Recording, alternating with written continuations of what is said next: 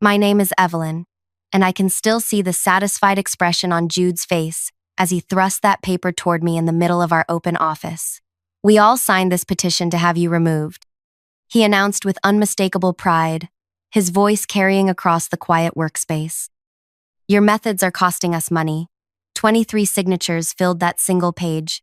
Every analyst, coordinator, and manager in our department except me.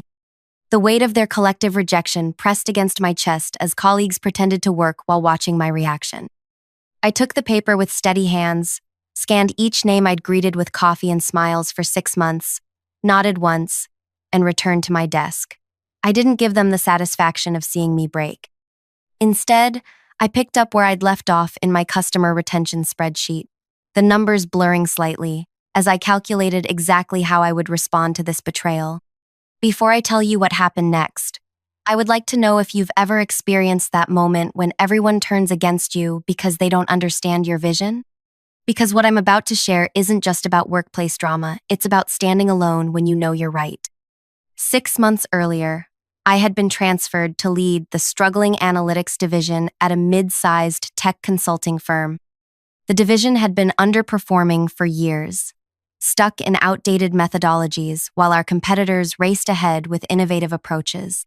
When the executive team announced my transfer from product development, I'd been excited for the challenge. We need fresh perspective, Imogen, our CEO, told me during a private meeting.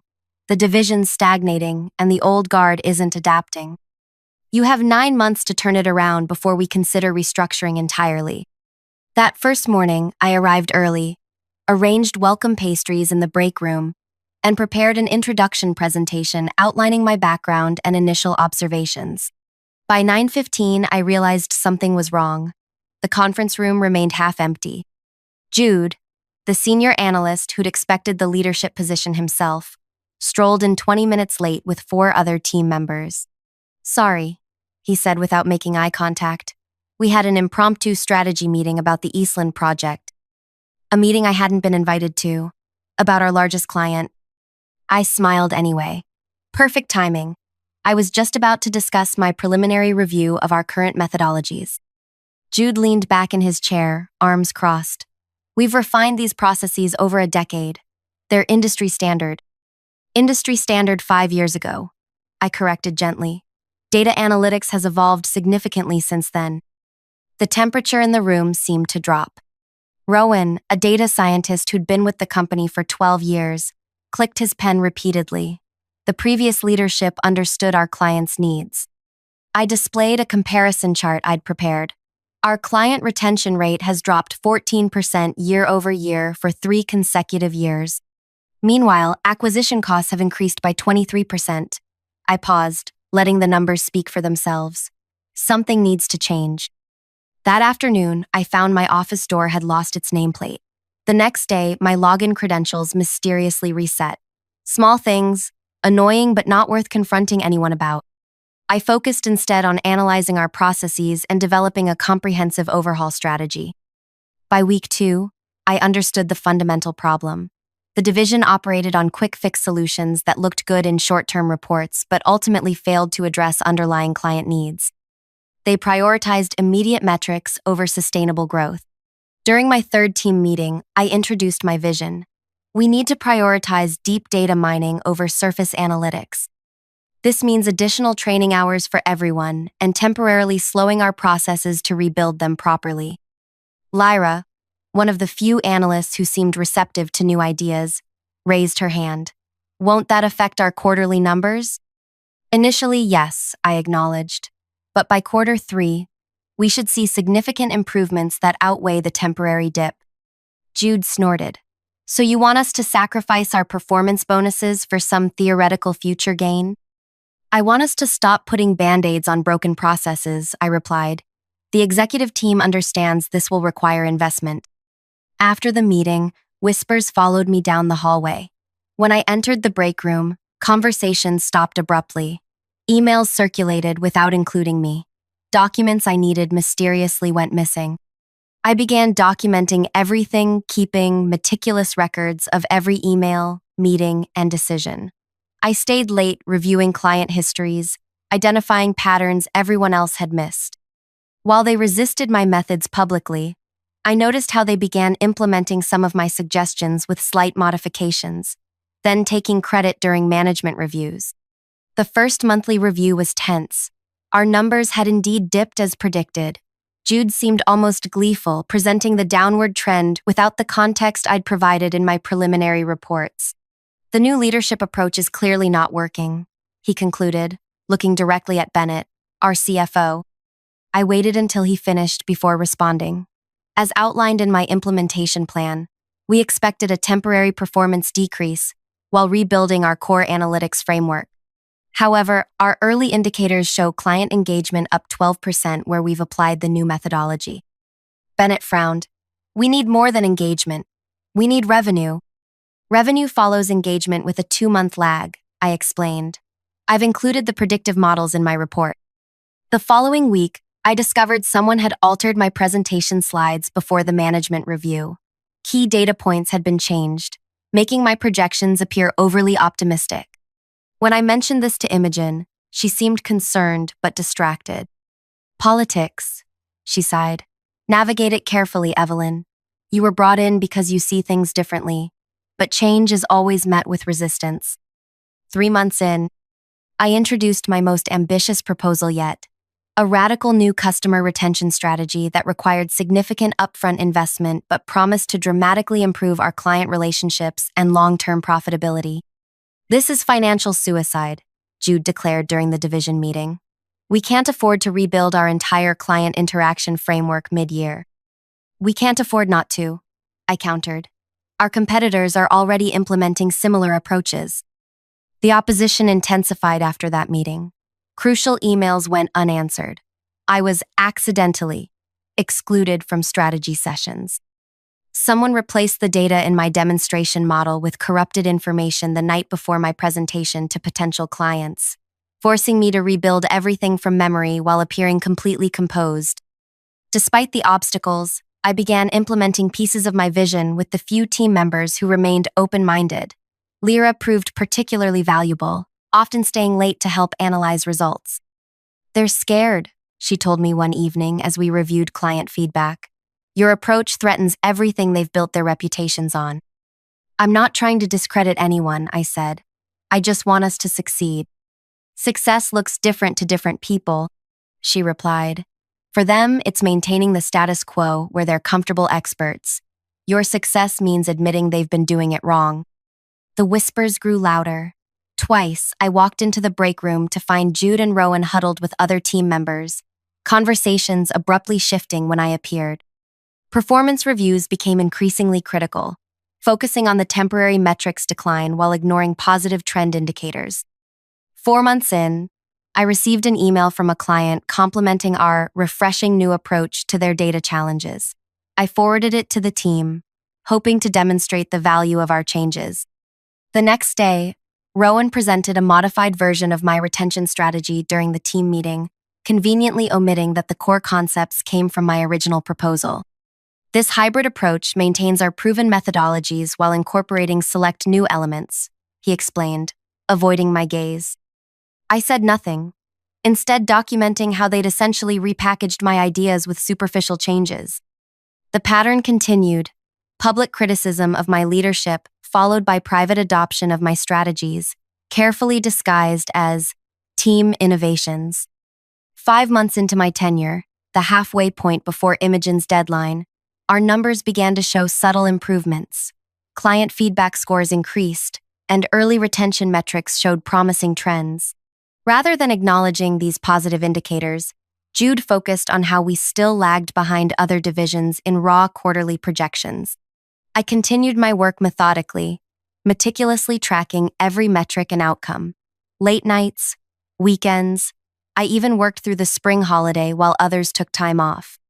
Slowly implementing my vision piece by piece, I built a comprehensive case study demonstrating the effectiveness of our new approach with our 5 largest clients. Then came the morning of the petition. I'd arrived early as usual, preparing for our weekly team meeting. Jude walked in with Rowan and 5 others, approaching my desk with that paper in hand and triumph in his eyes. We all signed this petition to have you removed, he announced, loud enough for everyone to hear. Your methods are costing us money. I scanned the document, recognizing all 23 signatures, every person in our department except me. Many wouldn't meet my eyes when I looked up. Others watched with barely concealed satisfaction. Thank you for sharing your concerns, I said calmly, handing the petition back. I'll be sure to address this with leadership. For the next 3 weeks, I endured knowing that everyone around me had formally requested my removal. Yet I continued building my case, finalizing my comprehensive report for the upcoming quarterly meeting where all division heads would present their results to the executive team. The night before the meeting, I stayed until midnight, quadruple checking every figure and projection. The data told a story even I found surprising. Our early indicators had underestimated the positive impact of our changes. The new methodology had created exponential rather than linear improvements once it reached critical implementation thresholds. The morning of the quarterly meeting arrived with a strange calm. I wore a deep green dress I'd purchased, specifically for this moment, professional yet distinctive. The boardroom filled with division heads and senior executives. Jude and Rowan attended as senior analysts, sitting as far from me as possible. Bennett, our CFO, began the presentations. Division after division reported modest gains, 8% here, 12% there. Solid, predictable results. Throughout these presentations, I noticed Jude watching me with barely concealed satisfaction, clearly anticipating my professional demise. Finally, Bennett reached our division. Analytics has been implementing significant methodology changes this quarter, he began, his tone neutral. Let's see the results. He displayed our financial results on the projection screen. An audible gasp filled the boardroom. Our division had outperformed all others by 340%. Customer retention had skyrocketed, while acquisition costs plummeted. The revenue projection graph showed a sharp upward trajectory unlike anything in the company's recent history. Bennett looked genuinely stunned. These numbers are extraordinary. Evelyn, would you care to explain how your division achieved this? I stood, walking to the front of the room with my tablet. 6 months ago, our division was struggling with outdated methodologies and declining client retention. We implemented a comprehensive overhaul focusing on deep data mining, predictive modeling, and client-centered analytics. The initial investment period created temporary performance dips, but as you can see, the long-term benefits have begun materializing ahead of schedule. The room remained silent as I detailed the specific changes and their impacts. Jude's expression transformed from smugness to disbelief to something approaching panic. Rowan studied his hands intensely. As I concluded, Imogen, our CEO, held up a familiar piece of paper. Before we move on, I'd like to address something brought to my attention. Apparently, there was a petition circulated to remove Evelyn from her leadership position. Her voice was measured but carried unmistakable disappointment. Who authorized this petition? 23 faces turned ashen. No one spoke. I see, Imogen continued after a painful silence. Evelyn, my apologies. It seems some of your team failed to appreciate your vision. The results speak for themselves. I nodded acknowledgement, maintaining my professional composure, while Jude stared fixedly at the table. Bennett cleared his throat. Given these exceptional results, I propose an immediate budget increase for the analytics division to further implement these innovations. The meeting continued, but the dynamic had fundamentally shifted. I was no longer the outsider making unpopular changes. I was the visionary who had dramatically outperformed expectations. Afterward, Imogen asked me to stay behind. Impressive work, especially given the obvious resistance you faced. She smiled. We have several options to discuss regarding your future here. 2 days later, the executive team presented me with my choice of promotion paths. I could take an executive position, overseeing multiple divisions with significant salary increases and bonuses. I could remain leading analytics with expanded authority and resources, or I could create and lead a new cross-departmental innovation team with complete autonomy to select my own members. Most expected me to choose the executive track, the corner office, the prestige, the validation. Instead, I requested to create the innovation team. Are you certain? Bennett asked, clearly surprised. The executive position offers considerably higher compensation. I'm certain, I replied.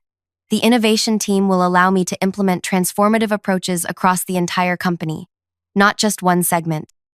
Imogen studied me thoughtfully. And you want full authority to select your team members? Yes, I confirmed. The right people will be essential to our success. My request was approved the following day. The email announcement went company-wide, detailing my new role and the formation of the innovation team. The message included one key sentence. Team members will be personally selected by Evelyn based on demonstrated capabilities and potential. That afternoon, a knock on my new office door revealed Jude, looking uncomfortable but determined. Congratulations on your new position, he said stiffly. Thank you, I replied, gesturing for him to sit. What can I do for you? He shifted in his chair. I wanted to explain about the petition. We were concerned about the division's performance metrics. It wasn't personal. I let his words hang in the air for a moment. It felt personal when my presentation was altered before management review, when crucial emails went unanswered, when I was excluded from client meetings. His gaze dropped. There was resistance to change. Perhaps we acted impulsively. Perhaps, I agreed. I studied him for a moment. The innovation team will be implementing methodologies similar to what I introduced in analytics. It will require adaptability, open-mindedness, and collaboration. Hope flickered across his face. I have 12 years of experience in this industry. Experience is valuable when it's applied forward, not backward, I said. I'll be making my selections over the next 2 weeks. Thank you for stopping by. As he left, I returned to my list of potential team members. I had approached this decision methodically, reviewing performance records, adaptability metrics, and collaboration patterns. Some names surprised even me. The next morning, I sent my first invitation email to Lyra, who had shown genuine openness to new ideas despite pressure from her peers. Her acceptance came within minutes. Over the following days, I conducted individual meetings with every person who had signed the petition. To each, I said essentially the same thing. I'm building something extraordinary. Despite our past differences, I've observed capabilities in you that could contribute to this vision. Would you like to join me? Some, like Rowan, refused immediately out of pride. I prefer to remain in my current role where my expertise is established, he said stiffly. Others hesitated, suspicious of my motives. Why would you want me on your team after I signed that petition? Asked Tessa, a talented data visualizer. Because you're exceptionally skilled at translating complex data into accessible visuals, I replied honestly. And because I don't build teams based on personal grievances. By the end of 2 weeks, I had extended offers to 14 of the 23 petition signers. 8 accepted, joining Lyra on what was quickly becoming the most talked about team in the company. Those who declined watched with increasing unease as my selective recruitment continued across other divisions, bringing in bright minds who hadn't been part of the petition drama. Jude was the last person I approached, 3 days before finalizing my team roster.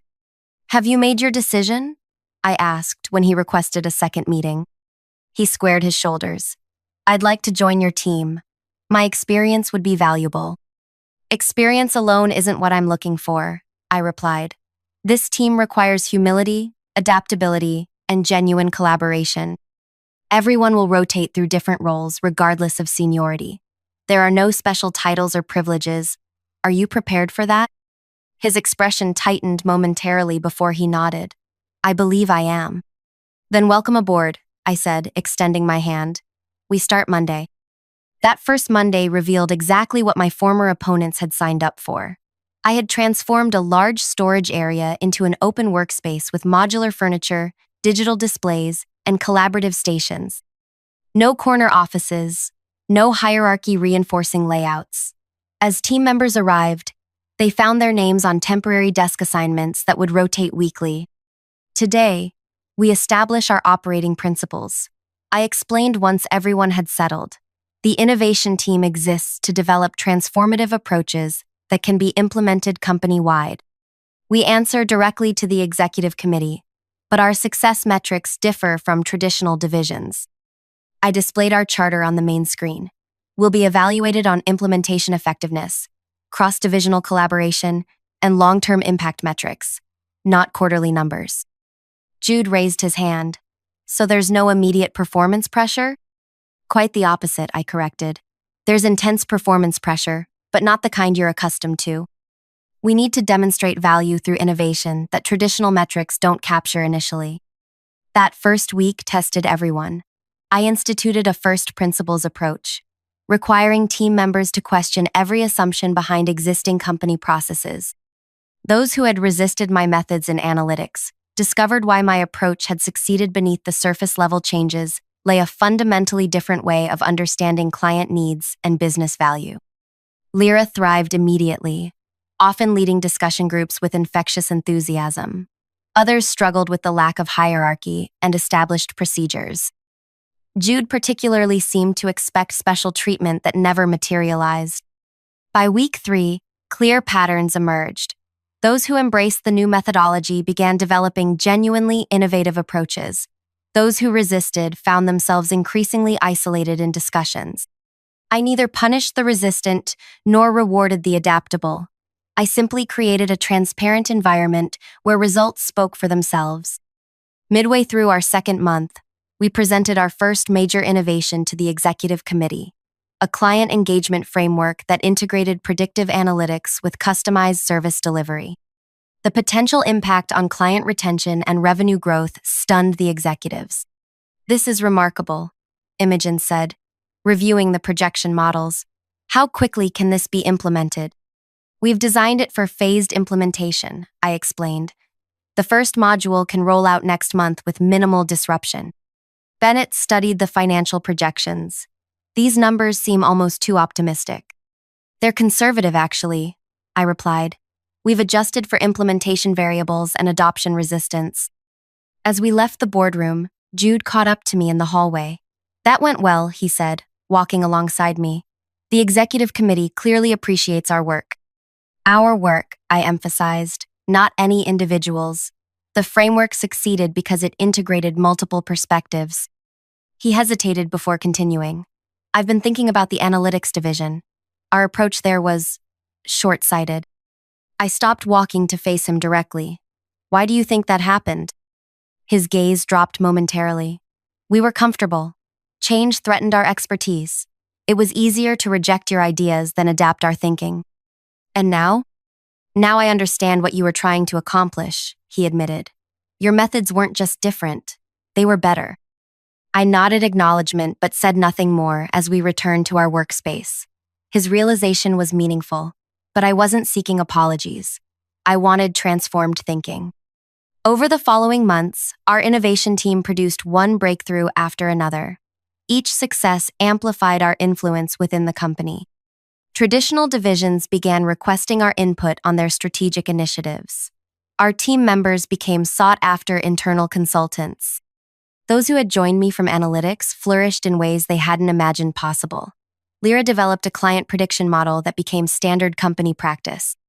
Tessa created visualization tools that transformed how we communicated complex data to non-technical stakeholders.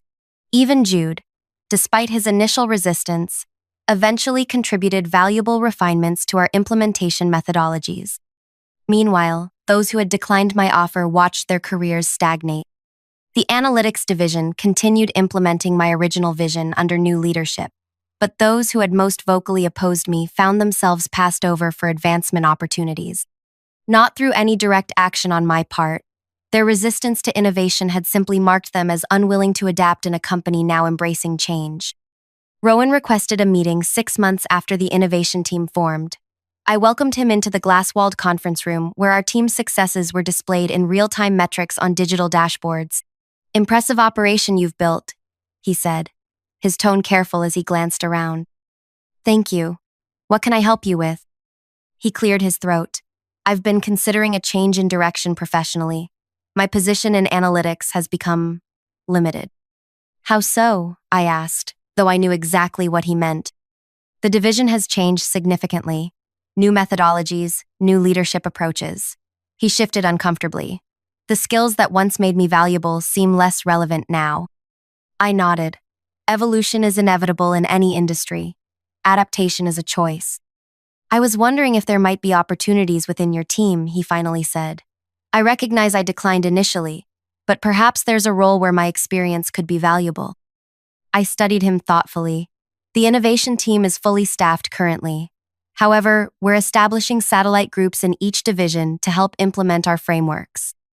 They require the same mindset we cultivate here: adaptability, collaboration, and forward thinking.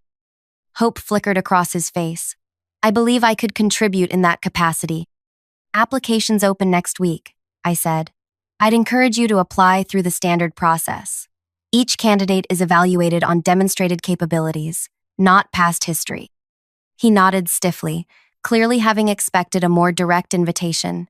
I appreciate your consideration. As our innovation team's influence grew, so did interest in our methodologies from outside the company. Industry publications requested interviews. Competitors began mimicking our approaches. By our 1-year anniversary, we had transformed not just internal processes, but how the entire company positioned itself in the market. During our annual review, Imogen presented the financial impact of our innovations: a 42% increase in client retention, 28% growth in new business acquisition, and a remarkable 63% improvement in implementation efficiency across all divisions. The board has approved an expansion of your team and budget, she announced. You've created something truly transformative, Evelyn. After the meeting, Bennett pulled me aside. Several board members have suggested creating an executive vice president position to oversee innovation company-wide. You'd be the obvious choice. I appreciate the consideration, I replied. But I believe I'm most effective leading from within the innovation process, not above it. He studied me curiously. Most people would jump at such an opportunity. I'm not interested in titles, I explained. I'm interested in impact. That evening, as I reviewed applications for our satellite teams, I reflected on how completely the company culture had transformed in 18 months. The resistance I'd encountered initially had given way to widespread enthusiasm for innovation. The petition that once threatened my career had become a distant memory, though I kept a copy in my desk drawer as a reminder of how dramatically things could change. Among the applications was Rowan's, meticulously prepared and surprisingly humble in tone. He had completed 3 of our innovation methodology courses, voluntary training sessions we offered company-wide. His personal statement acknowledged his initial resistance to change and detailed what he had learned since. I approved his application for the analytics satellite team, where he would work under Lyra's leadership, a reversal that wasn't lost on either of them. 2 years after I first entered the struggling analytics division, our company had become an industry leader in innovative client solutions. Our stock price had doubled. Employee satisfaction scores reached record highs. The innovation team approach had spread throughout the organization, creating a culture where adaptability was valued above tradition. I began receiving offers from other companies, increasingly generous packages to replicate our success elsewhere. While flattering, none captured my interest until a venture capital firm approached with a different proposition. We're not looking to hire you, explained Naomi, the firm's founding partner. We want to fund you. Your own company, built around your innovation methodologies from the ground up. The proposition was compelling: complete freedom to create an organization that embodied my vision from its foundation, rather than transforming an existing structure. After careful consideration, I agreed to meet with their full partnership team. 3 months of discussions and planning followed. I shared my intentions with Imogen long before making any final decisions. I expected this day would come, she said with a sad smile. You've outgrown us. It's not about outgrowing, I corrected. It's about creating something designed for innovation from its inception, rather than retrofitting existing systems. The board will make a counter-offer, she warned. They'll match whatever compensation package you've been offered. It's not about money, I assured her. It's about building something without the constraints of established patterns. When I finally announced my decision to launch my own company, the reaction was mixed. The executive team expressed genuine regret while immediately beginning succession planning. My innovation team members showed both support and concern about their own futures. What happens to the team when you leave? Tessa asked during our group discussion. That depends on each of you, I replied. The innovation structure we've built will continue. Each of you has opportunities here. The foundation we've created isn't dependent on any single person. What I didn't share immediately was my longer-term vision. Once my new company established itself, I planned to build a team that reflected the collaborative, adaptive culture we'd created. I would need experienced innovators who understood my methodology. 2 weeks before my departure, I began individual conversations with select team members. To each, I said essentially the same thing. I'm building something extraordinary from the ground up. Your capabilities would be valuable in this new venture. There's a place for you when you're ready, but no pressure to leave immediately. I made no mass announcement, no general recruitment effort. Each conversation was private, based on specific qualities and potential I'd observed over our time working together. On my final day, the company hosted a farewell gathering. Speeches highlighted the transformation I'd led and the legacy I was leaving behind. When it was my turn to speak, I kept my message simple. Innovation isn't about technology or processes, I said. It's about perspective, seeing possibilities where others see only problems. Recognizing that resistance to change often masks fear rather than insight. And understanding that the most powerful impact comes not from forcing your vision on others, but creating an environment where they can discover it for themselves. I looked around the room, meeting the eyes of those who had once signed a petition demanding my removal. Some had become my strongest allies. Others had faded into corporate obscurity, clinging to outdated approaches. Each had chosen their path after I offered the same opportunity. My gratitude goes to everyone who challenged me, I continued. Your resistance forced me to refine my vision, strengthen my resolve, and develop more effective ways to implement change. Success is seldom achieved through agreement alone. 6 months later, my new company launched with innovative client solutions that quickly captured market attention. True to my word, I began selective recruitment of my former team members. Lyra joined first, bringing her boundless enthusiasm and creative problem-solving. Tessa followed 3 months later, eager to build new visualization systems without legacy constraints. Most surprising to many was Jude's arrival a year into our venture. He had remained at the original company, advancing to lead the expanded innovation team after proving himself among the most adaptable of my former opponents. Why leave now? I asked during his interview. You've achieved the position you originally wanted. Because I've learned that the position matters less than the vision, he replied. What you're building here is the future. I want to be part of that. 5 years after that humiliating day when Jude thrust the petition in my face, 13 former enemies had followed me to my new company. Several had become department heads. Others led specialized teams focused on their unique strengths. Each contributed to our rapidly growing reputation as industry innovators. The ultimate irony? Our original company became our biggest client, contracting with us to continue refreshing their innovation practices. During quarterly review meetings, I occasionally found myself in the same boardroom where I'd once defended my unconventional methods. Now executives from multiple companies gathered to learn our approach. Sometimes during these meetings, I would catch Jude's eye across the table, both of us remembering how differently things might have turned out had I responded to that petition with anger rather than strategic patience. Had I focused on punishing those who opposed me rather than creating opportunities for everyone to succeed. My most vindictive act wasn't firing those who undermined me or publicly humiliating them when proven right. It wasn't even building a competing company that overshadowed my former employer. My revenge was transformation, turning the people who tried to destroy me into my most loyal advocates by showing them a better version of themselves. On the 5th anniversary of my new company, we held a celebration dinner for all employees. As I looked around at familiar faces, many who had once signed that petition, I realized the true power of responding to rejection with opportunity rather than retaliation.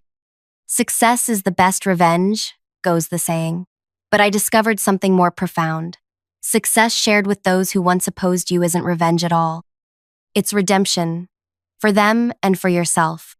The petition that once threatened to end my career now hangs framed in my office, not as a reminder of betrayal, but as evidence that the darkest professional moments can become catalysts for extraordinary growth when you refuse to let others define your worth.